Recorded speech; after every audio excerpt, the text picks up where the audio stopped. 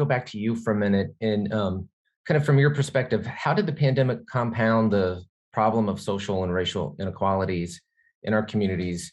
And what do you think needs to be done to help that?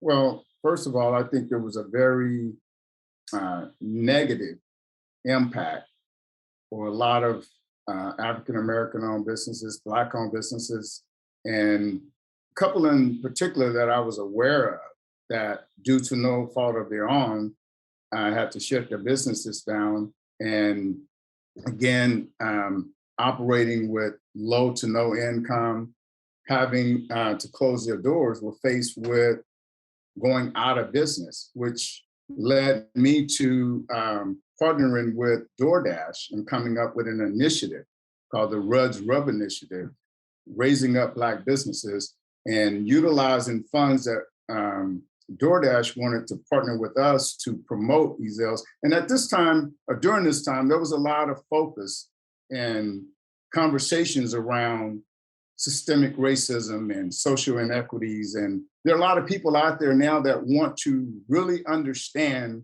what that is and how it has impacted the Black business community and Black businesses in general, and people of color.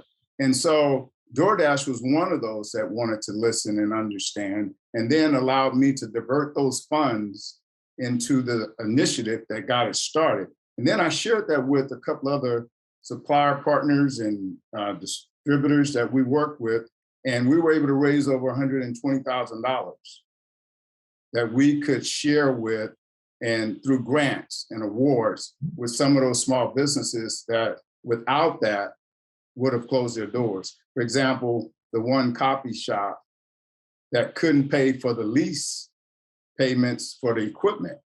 Without the equipment, he's out of business. Without his business, he has no income, period. But yeah, so the disparities are there. And I'm really pleased with all of the conversations, but I'll be more pleased with action that creates the kind of positive impact. We talk about the investors. We know for a fact that there's less than 5% of the funds through private equity funds and others that goes into the Black community and people of color to invest in their businesses. We faced it firsthand, the redlining, the lack of access to capital. 25 years into our business, we were still having a challenge getting along.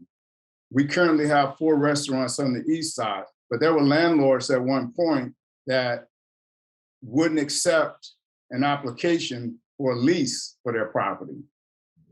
And so I see a change taking place right now, but there needs to be a greater change. And I'm happy to see, again, the level of awareness amongst people that really want to have these conversations so they understand how they can be a part of the solution.